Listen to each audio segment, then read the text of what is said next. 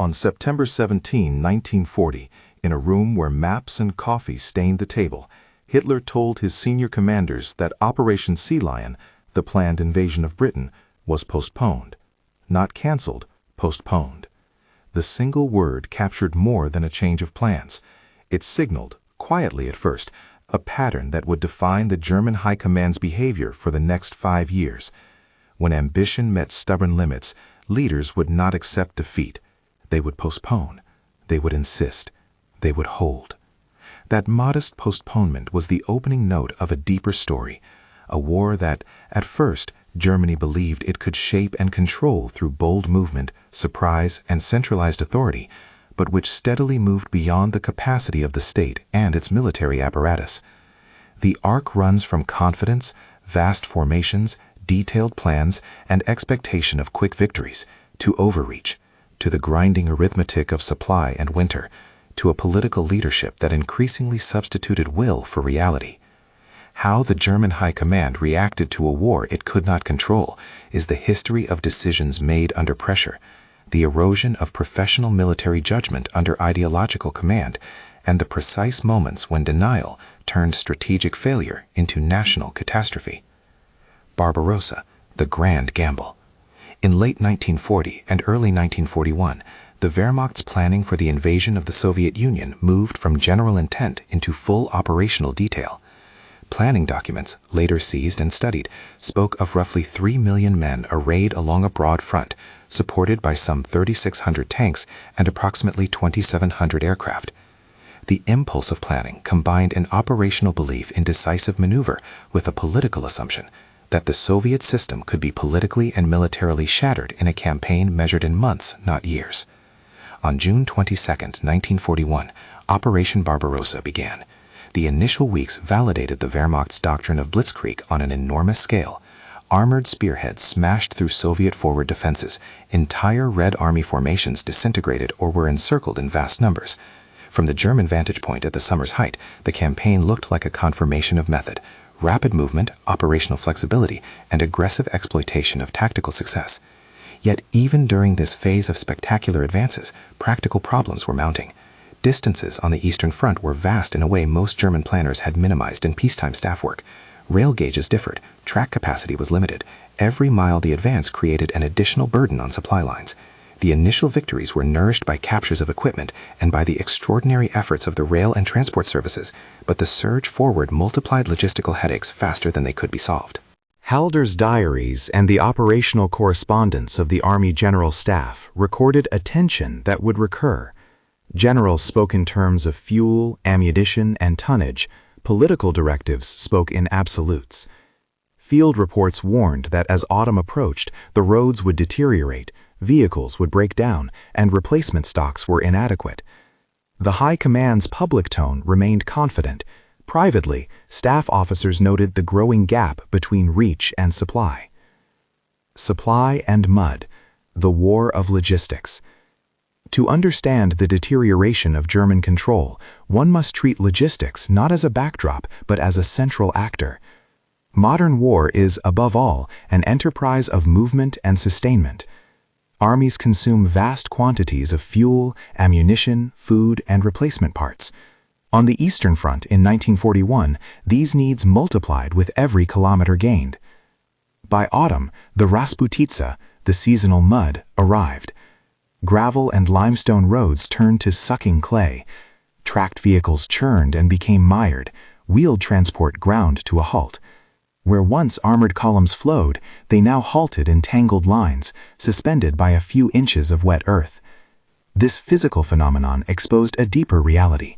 The Wehrmacht's logistical system had been sized to sustain rapid advances for a limited period, not to support a protracted, continent-spanning campaign across the breadth of the Soviet Union. Attrition mounted. The mechanical failure rate for tanks and trucks in those conditions was astronomical. Spare parts were distant, workshops were overwhelmed. Trains carrying fuel and ammunition crapped along damaged infrastructure, often subject to partisan attack. The longer supply lines stretched, the more fragile the front became. The operational advantage of initiative was being eaten by a simple arithmetic of consumption and breakdown. Winter and halt orders, the first true crack. When winter collapsed across the Eastern Front in late 1941, German forces encountered conditions for which they were inadequately equipped. Winter clothing was scarce, engines froze, lubricants thickened. Men suffered frostbite and exposure in numbers that staff officers recorded with growing alarm. The Wehrmacht's equipment, optimized for mobile warfare, was not prepared for prolonged stationary operations in sub-zero temperatures spread across thousands of kilometers. In the High Command, alarmed memos and diary entries reflected a shift in tone. Franz Halder, then Chief of the Army General Staff, recorded mounting concern over the condition of units and the strain on supply routes. The operational tempo of summer had simply become impossible to sustain. At the strategic level, a decisive choice was looming: press the offensive towards an exhausted Moscow, or pause, consolidate, and prepare for the winter. Mid-December 1941 saw the thematic turning point. In mid-December, in an order that would echo across the front, halt directives were issued.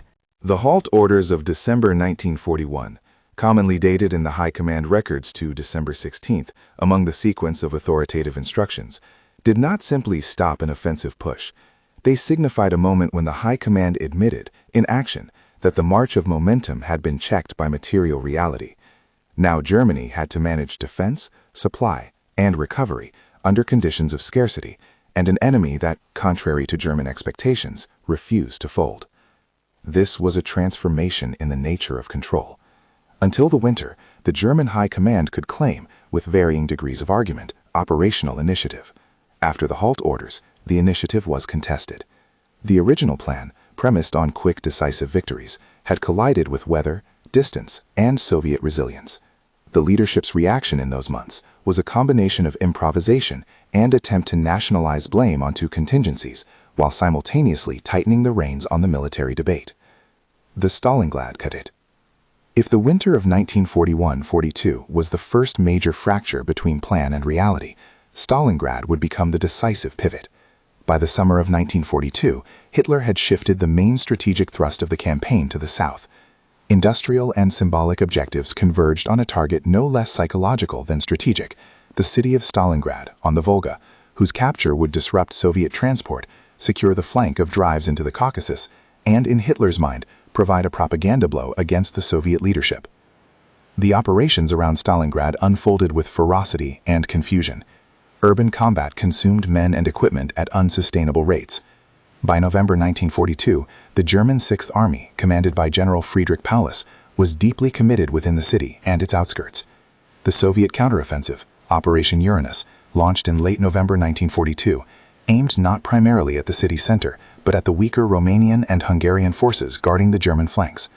Those formations collapsed under the Soviet blows, and within days several German armies were at risk of encirclement. For the High Command in Berlin, the encirclement created a test of doctrine and of political will. Hitler refused to authorize a breakout that would have ceded Stalingrad, but potentially saved a large body of troops. Instead, he ordered that the Sixth Army hold its positions. Hermann Göring, head of the Luftwaffe, and then the regime's promised savior in logistical imagery, pledged that the Air Force could supply the encircled army by air. The pledge was politically potent. It allowed Hitler to retain his order to hold without immediately confronting the material impossibility of sustaining an entire army by air. The math, however, was unforgiving. Wehrmacht planners later estimated that to maintain the Sixth Army, fuel, ammunition, food, medical supplies, required a daily airlift on the order of roughly 300 tons per day. Luftwaffe transport capability, already stretched thin across many fronts and deprived of adequate training and suitable transport aircraft for such sustained supply, could not meet that requirement. In practice, the daily deliveries varied but were consistently far below need. Averages fell under 100 tons per day, sometimes markedly less during foul weather or increased Soviet air activity. The discrepancy between required and delivered tonnage transformed Göring's promise from a political salve into a measure of failure. Once the reality set in, the consequences were immovable. Paulus wrote to the High Command seeking permission to attempt a breakout. The request was refused. On January 30, 1943, in a symbolic and punitive act, Hitler promoted Paulus to the rank of Field Marshal. The gesture carried a message. The Führer did not expect surrender. A Field Marshal was expected to choose suicide or hold to the last. On February 2, 1943, Paulus surrendered. Approximately 91,000 men from the pocket were taken prisoner by the Soviets. Only a small fraction would survive captivity to return years later. The surrender, more than any single battle, made clear that the German High Command's control had slipped into the hands of an adversary who could manage logistics and exploitation at a scale Germany could not match. Stalingrad's fall ruptured the strategic posture of the Wehrmacht. It was not just the loss of an army, it was a profound psychological blow. The myth of invincibility fractured, and inside the High Command, voices calling for strategic reorientation grew louder and more dangerous, in a political sense, for those who raced them. The tightening grip, purge, disobedience, and the erosion of professional judgment. Once the Wehrmacht no longer could set the strategic tempo, a political reaction followed. The Nazi leadership, threatened by the scale of the reverses, sought to tighten control over military decision-making. Doubt and dissent were expensive. Officers who counseled withdrawal or who presented operational data that contradicted Hitler's directives risked censure, sidelining, or worse. The professional autonomy of senior commanders, the very quality that had enabled complex operations in the 1930s and early war years, was eroded. The logic of orders hardened into an ideological imperative. Positions must be held, territory must not be ceded, and any sign of retreat could carry the stigma of treachery. This produced a climate in which accurate reporting diminished. Commanders learned that bad news was a risk. The result was an echo chamber in which operational reality was filtered through the need to conform to an unbending will. The July 20, 1944 assassination attempt on Hitler crystallized the political consequences of this dynamic.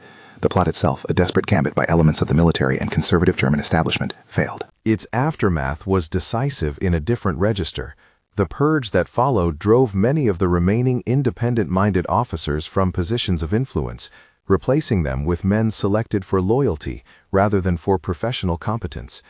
The Wehrmacht, already pressured on multiple fronts, now faced a political environment in which telling Hitler what he needed to hear mattered more than telling him what was true.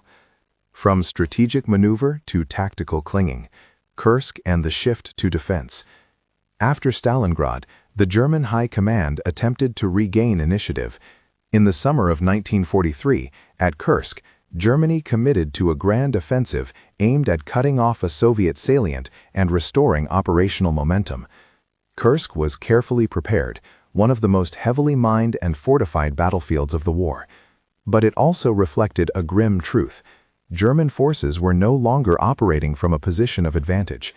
Soviet intelligence, improved defenses, and growing industrial and numerical superiority meant that the offensive met a prepared, patient, and superior logistical system.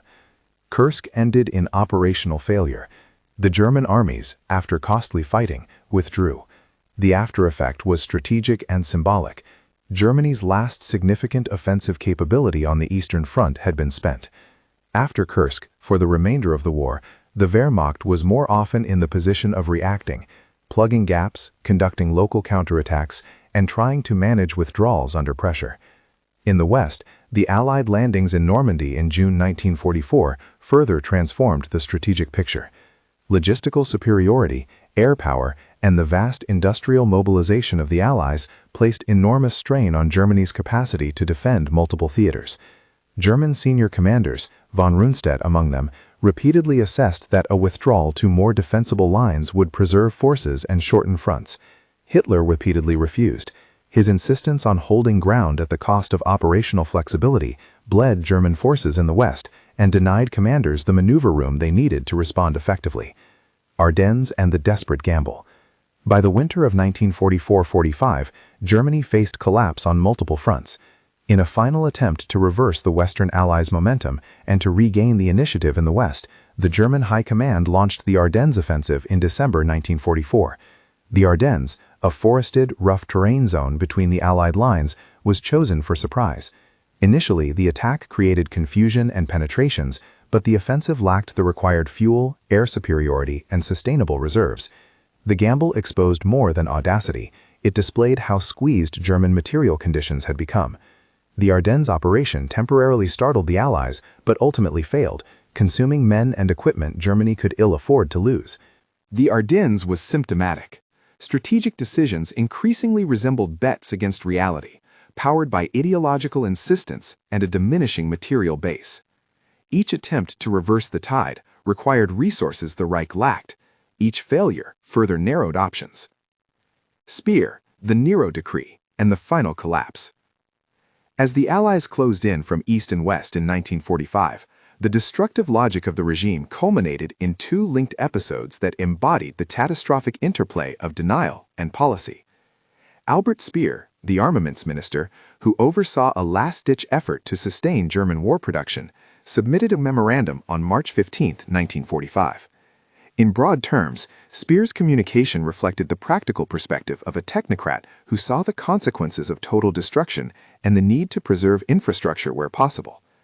A few days later, Hitler issued what became known as the Nero Decree, an order for the scorched earth destruction of German infrastructure, railways, factories, and bridges, to deny their use to the Allies. The decree was the logical culmination of a leadership that preferred the absoluteness of ruin to the admission of defeat. Speer later claimed he worked to prevent or to limit the implementation of the Nero Decree in practice, arguing that local officials would ignore it and that his influence helped to preserve what remained.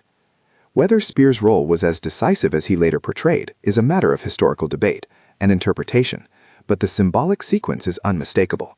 In the final weeks, the regime's leadership issued orders that would deepen German suffering and economic collapse rather than facilitate an orderly cessation of hostilities. By April, Hitler had retreated into the bunker beneath the Reich Chancellery. His testament, a mixture of political instruction and personal vindication, eschewed practical military direction for ideological continuity. On April 30, 1945, Hitler died by suicide. The legal and symbolic transfer of some authority occurred quickly.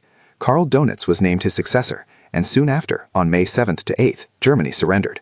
The cost had been catastrophic: millions dead, cities in ruins, industries wrecked, and a nation occupied. The human and institutional cost. Across every phase of this decline, the human consequences were immense. Soldiers trapped in encirclements starved and froze. Civilians endured the collapse of order, shortages, and the destruction of towns and infrastructure. While this story centers on the High Command's reaction to losing control, it is inseparable from the suffering that resulted from choices made at the top. Institutionally, the Wehrmacht emerged from the war transformed.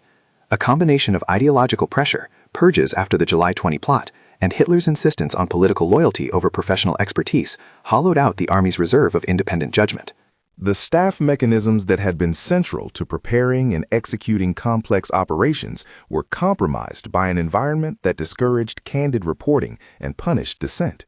In short, the High Command's capacity to adapt, to accept operational bad news and change course, diminished at the very moment adaptability was most needed.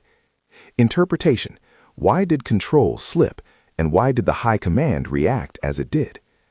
Explaining the sequence requires integrating several factors without collapsing them into a single causal claim. First, logistical realities were decisive. The interplay of distance, supply tonnage, and industrial capacity limited what the Wehrmacht could sustain. The failure to size logistics to the war's true scale and the inability to remedy that deficiency in time turned operational success into strategic liability. Second, weather and terrain were not merely adverse conditions, they were force multipliers on shortages. The Rasputitsa and the Russian winter converted mechanical and organizational weaknesses into irreversible operational setbacks. Third, a political leadership increasingly willing to override military judgment altered command culture.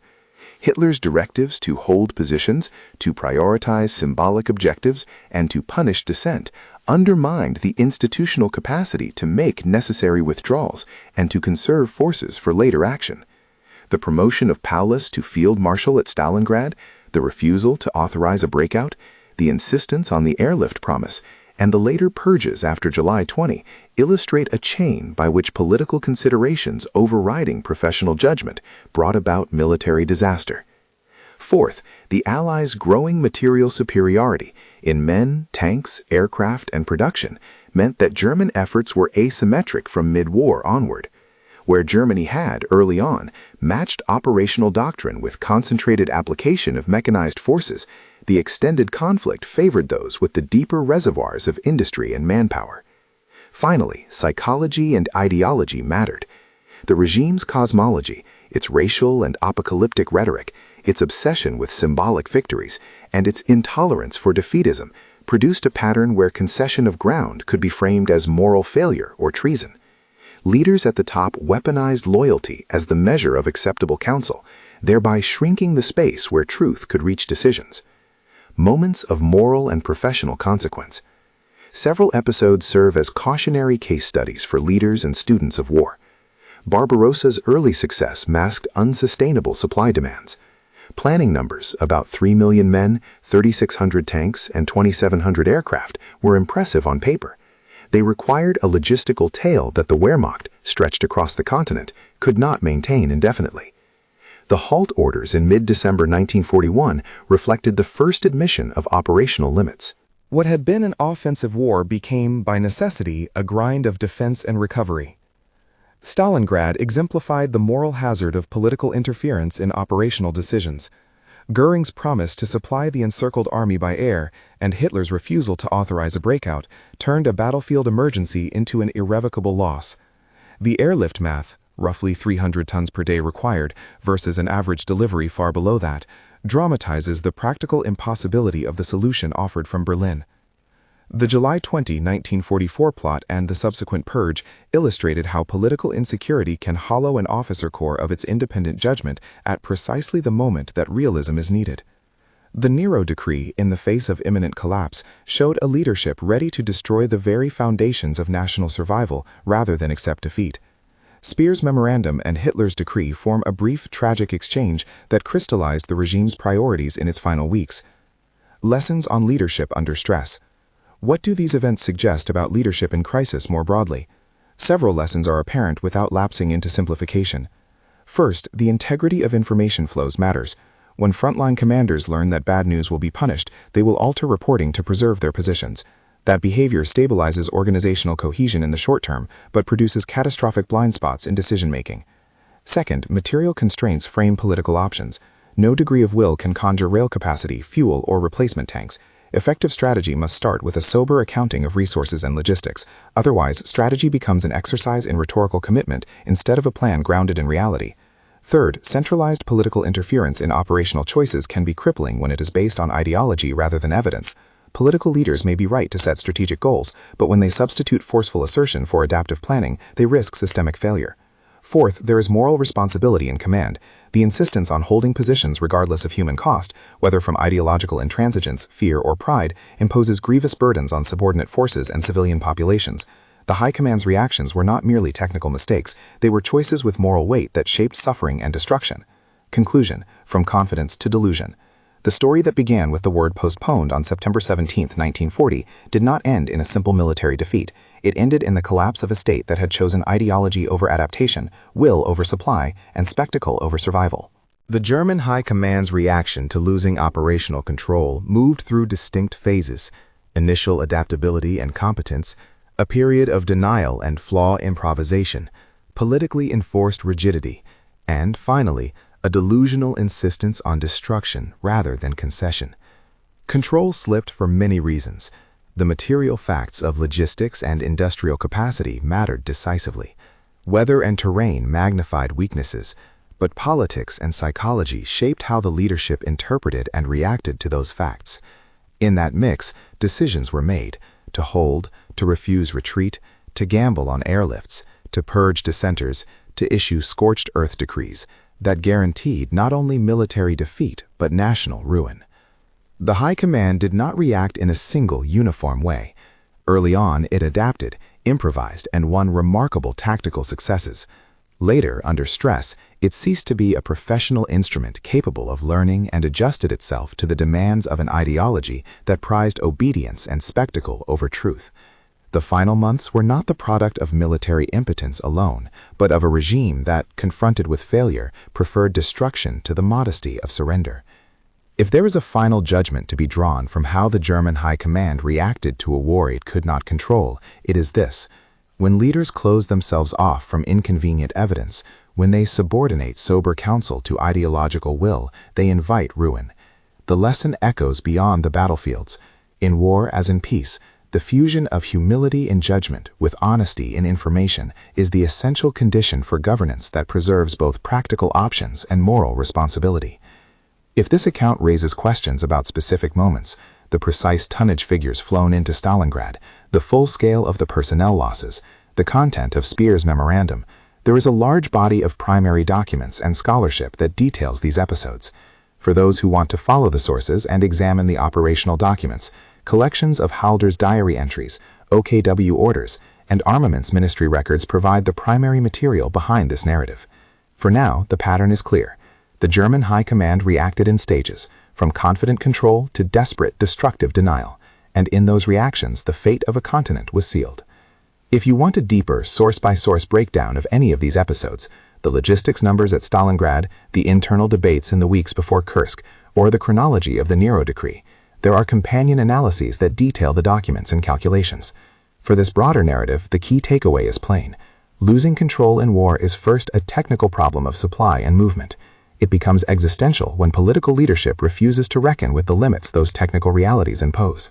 If this is the kind of long-form examination you find useful, subscribe and follow the series for deep dives into each turning point: Barbarossa's planning files, the operational work at Stalingrad, and the archival trace of the July 20 conspirators, so that the complex interplay of logistics, leadership, and decision-making can be examined with the granularity the subject demands.